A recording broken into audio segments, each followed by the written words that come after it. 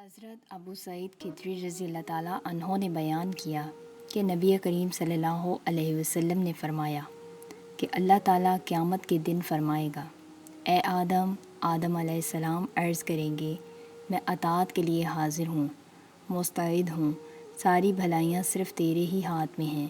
اللہ تعالیٰ فرمائے گا، جہنم میں جانے والوں کو نکال لو۔ حضرت آدم علیہ السلام عرض کریں گے، اے اللہ، جہنمیوں کی تعداد کتنی ہے؟ اللہ تعالیٰ فرمائے گا کہ ہر 1000 میں سے 999۔ اس وقت کی ہولناکی اور وحشت سے بچے بوڑھے ہو جائیں گے اور ہر حاملہ عورت اپنا حمل گرا دے گی۔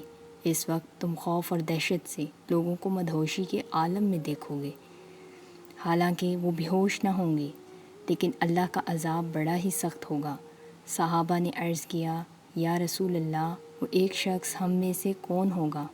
حضور صلی اللہ علیہ وسلم نے فرمایا کہ تمہیں بشارت ہو، وہ ایک آدمی تم میں سے ہوگا اور 1000 دوزخی یاجوج ماجوج کی قوم سے ہوں گے۔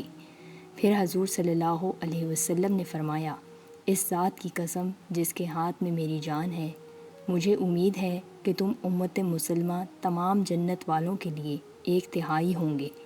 پھر ہم نے اللہ اکبر کہا تو آپ نے فرمایا کہ مجھے امید ہے کہ تم تمام جنت والوں کے آدھے ہوں گے۔